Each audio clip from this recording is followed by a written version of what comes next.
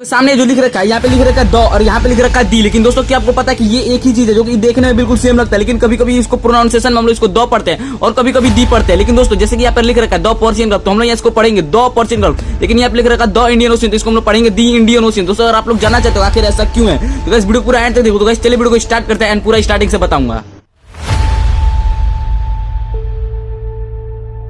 Welcome back to our new video guys. आज के video आप लोगों के लिए काफी ज्यादा खास होने वाली है। यदि आप लोगों को आर्टिकल ए एंड द का यूज पढ़ना है, ए एंड मैंने अपने पिछले वाले वीडियो में बता दिया है। अगर आप लोग उस वीडियो को नहीं देखा तो जाकर के देख लीजिए, मैं उस वीडियो का लिंक डिस्क्रिप्शन में भी डाल दूंगा। तो चलिए इस वीडियो को देखते हैं। यूज ऑफ द बताने वाला हूँ। इसमें मैं एक पार्ट बनाऊंगा, ठीक है, दो पार्ट बनाऊंगा। इसमें मैं पूरा नहीं बताऊंगा क्योंकि ये काफी ज्यादा लंबा है, इसलिए मैं सिर्फ पार्ट 1 है और अच्छे से मैंने इसको पूरा एक्सप्लेन करके बताना है, इसलिए मेरे को दो पार्ट में इसको बनाना पड़ेगा। सबसे पहले यहाँ पे देखते हैं द का प्रयोग वैसे सिंगुलर कॉमन नाउन के पहले किया जाता है जिसमें पूरी जाति का बोध हो, ठीक है। द का यूज कहाँ किया जाएगा? सिंगुलर कॉमन नाउन, यानी कि वो कॉमन नाउन चाहिए, यानी कॉमन नाउन तो आपको पता ही है क्या होता है, जो कि सब लोगों के लिए एक यूज किया जाए, ठीक है। और कैसा होना चाहिए? सिंगुलर होना चाहिए, प्लूरल नहीं होना चाहिए भाई। क्या होना चाहिए? Singular common noun. आप लोग इस बात को ध्यान में रखो, सिंगुलर कॉमन नाउन। यहाँ पे इस एग्जांपल में देखते हैं कुत्ता वफादार होता है, ठीक है, यानी कि द डॉग इज फेथफुल, यानी कभी मैंने सीधा द थोड़ी लगाया, मैंने ये पढ़ा, ये क्या द, ये डॉग, डॉग पढ़ा। अब डॉग क्या है? डॉग क्या है? सबसे पहले बात डॉग कॉमन नाउन है, कॉमन नाउन के बाद भी क्या है? ये सिंगुलर है, ठीक है। अभी यदि यहाँ पे डॉग्स होता तो मैं यहाँ पे द नहीं लगाता, लेकिन यहाँ पे क्या है? डॉग है, सिंगुलर कॉमन नाउन, इसलिए इसके आगे द लगा दिया और ये क्या हो गया? 100% सही हो गया, ठीक है। आगे वाला एग्जांपल देखते हैं, गाय उपयोगी होती है, यानी कि the cow is useful,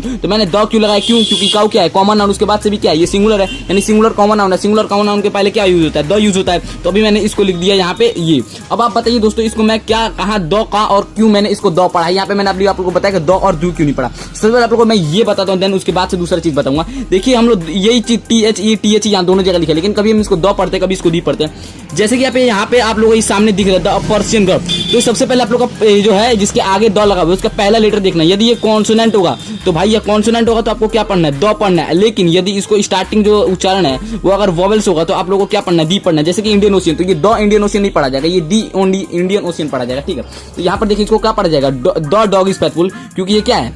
consonant है, ठीक है। द काउ इज यूजफुल, क्योंकि ये क्या है? कॉन्सोनेंट है, ठीक है। आगे देखते हैं नोट, लेकिन पूरी जाति का बोध कराने के लिए प्लूरल कॉमन नाउन के पहले द का प्रयोग नहीं किया। जैसे कि मैंने आप लोगों को पहले बता दिया था, मतलब क्या? वो कॉमन नाउन हो लेकिन प्लूरल नहीं होना चाहिए। जैसे डॉग्स है तो डॉग क्या है? कॉमन नाउन तो है ना, लेकिन प्लूरल है, इसलिए इसके आगे द का यूज नहीं होगा। काउस भी क्या है?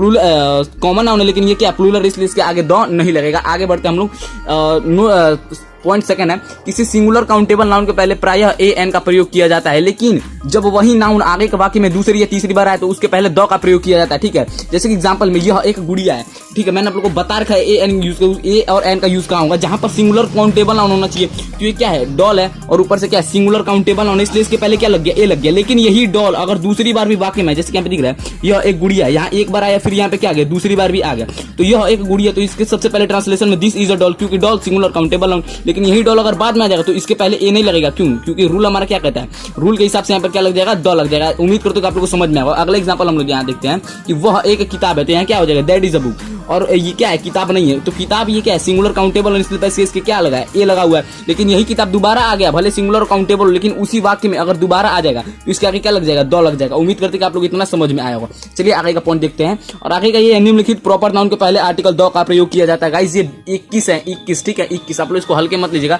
यदि आप लोग को ये याद हो जाए तो आप लोग भाई समझ लीजिए आपके पास एक ब्रह्मास्त्र है और आप बहुत अच्छे से इसको याद कर सकते हैं। मैंने काफी इसको डिटेल में लिख करके रखा है, आप लोगों को बाद में स्क्रीनशॉट के लिए भी आपको बोल दूंगा। तो पहले आप लोग देखिए किस किस प्रॉपर नाउन के पहले आर्टिकल द का प्रयोग किया जाता है। सबसे पहले नदियों के नाम के पहले, यानी कि नदियों के नाम के पहले क्या किया जाएगा? मान लीजिए कोई नदी है और वो क्या है? प्रॉपर नाउन है, तो उसके पहले क्या किया जाएगा?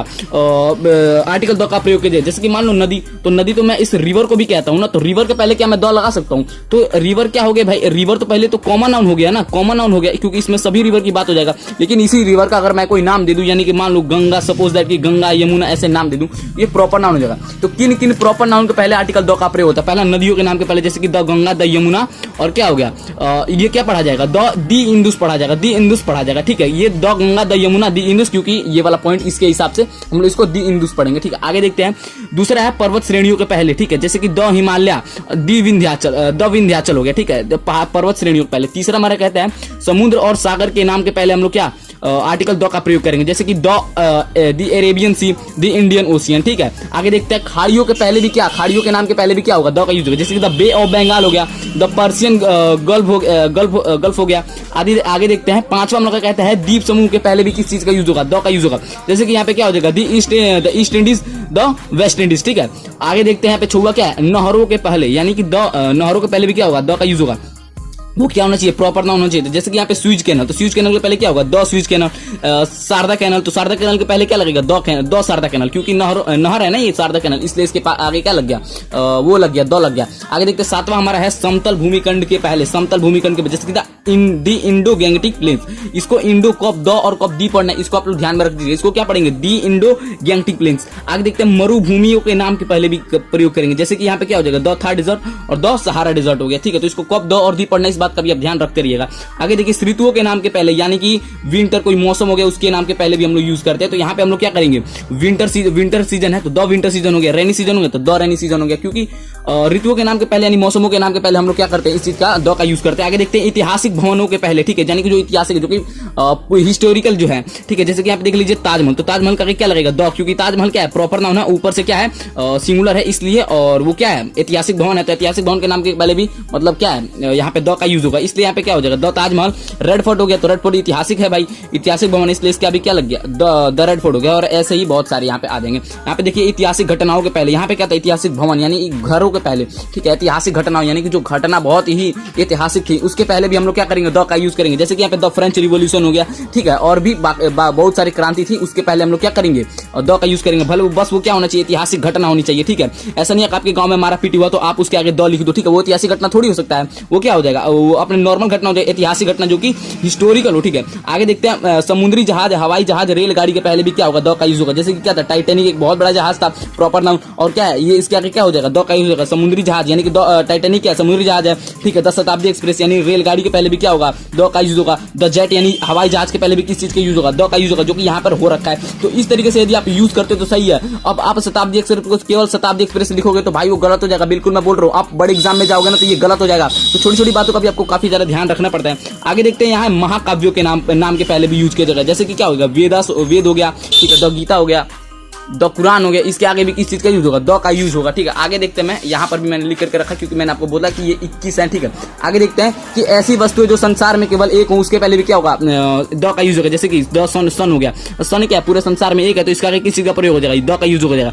जैसे मून हो गया, अब मून क्या है, पूरे संसार में एक है इसलिए इसके आगे क्या हो गया, द हो गया। ऐसे ही आगे चले जाएंगे। आप सिर्फ मून लिख दोगे ना किसी सेंटेंस में तो ये गलत हो जाएगा भैया, इसलिए आप इस बात का ध्यान रखे रहना। ठीक है, आगे देखते हैं समाचार पत्र और पत्रिकाओं के नाम के पहले भी द का यूज किया, जैसे कि the times of India, the times of India, ये क्या है, समाचार पत्र क्या है, तो टाइम्स ऑफ इंडिया कहीं times of Hindustan, sorry times of Hindustan, तो क्या हो जाएगा, द टाइम्स ऑफ हिंदुस्तान, तभी ये क्या होगा, सही होगा। आगे देखते हैं कुछ देशों और भौगोलिक नाम के पहले भी क्या किया जाता है, द का यूज किया जाता है। ठीक है, अब आप बताइए इसको मैं क्या पढ़ूंगा, the United state of America पढ़ूंगा कि दी यूनाइटेड स्टेट ऑफ अमेरिका पढ़ूंगा, तो इसको मैं दी पढ़ूंगा, क्यों, क्योंकि उच्चारण किससे हो रहा है, वोवल से हो रहा है, तो दी यूनाइटेड स्टेट्स ऑफ अमेरिका, इस बात का भी आप ध्यान रखिएगा। आगे देखते हैं धार्मिक समुदायों या जातियों के नाम के पहले भी किया जाएगा, जैसे कि हिंदू का एक धार्मिक जात है, मुस्लिम का एक धार्मिक जात है, तो अगर मैं सिर्फ मुस्लिम लिखता हूं तो क्या हो जाएगा, गलत हो जाएगा। इसका क्या यूज होगा, द मुस्लिम और द हिंदू, इस तरीके से यूज होगा। तो आगे हम लोग देखते हैं ये किस तरीके से, आगे क्या है, 18वां बोलता है राजनीतिक दलों के पहले। ठीक है, जैसे कि भारतीय जनता पार्टी के पहले क्या लग जाएगा, द लग जाएगा, तो द भारतीय जनता पार्टी। ठीक है, कांग्रेस हो गया, तो कांग्रेस भी क्या है, राजनीतिक दल है, तो इसका आगे क्या हो जाएगा, द का यूज होगा, यानी कि द कांग्रेस हो जाएगा। ठीक है, आगे देखते हैं संगठन, क्लब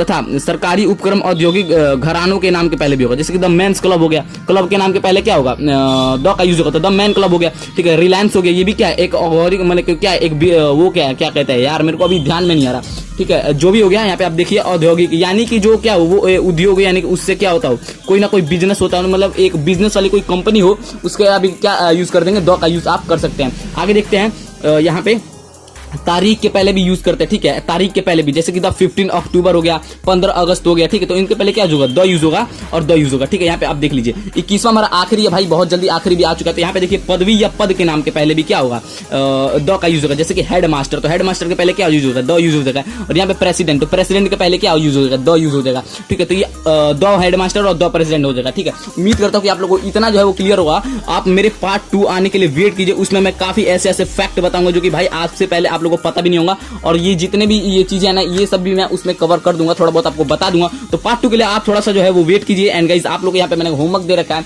और वो है कि इसके आगे आप लोग को भरना है। इतना तो आप लोग को पता है कि भाई सबके आगे द ही रहे, क्योंकि मैं द पढ़ा रहा हूँ तो ये थोड़ी दे सकता हूँ। लेकिन आपको इसके साथ ही साथ यहाँ पे रीजन देना है कि भाई आखिर आपने यहाँ पे द लगाया क्यों। जैसे कि मान लो टाइगर, तो द टाइगर, तो टाइगर के आगे आपने द क्यों लगाया, रामायण के आगे आपने द क्यों लगाया। तो आप अब तक मेरे वीडियो को देखे हैं तो उसके लिए मैं आप लोग को बोल देता हूँ guys, thanks for watching. And guys please video को लाइक करके चैनल को सब्सक्राइब कर दो। मेरा नाम आयुष गुप्ता है, और इस बोर्ड मंत्र में आयुष गुप्ता में आप लोग का हमेशा जो है मैं इस वीडियोस लेकर के आता रहूंगा। अगर आप लोग कुछ और भी वीडियो चाहिए तो आप लोग मेरे से चैट सेक्शन में कह सकते हो। दोस्तों मिलते अगले वीडियो में, तब तक के लिए bye bye and take care. And guys please इसकी एक बार प्रैक्टिस कर लेना। मैं आप लोग को स्क्रीनशॉट के लिए एक बार इसको थोड़ा सा ऊपर ऐसे कर देता हूँ, ठीक है। और उसके बाद से थोड़ा सा इधर की साइड में स्क्रीनशॉट के लिए आप लोग को जरा सा इधर स्टेबल कर लेता हूँ, ठीक है। आप इसको जो है थोड़ा सा स्क्रीनशॉट अच्छे से इसका स्क्रीनशॉट ले लीजिए।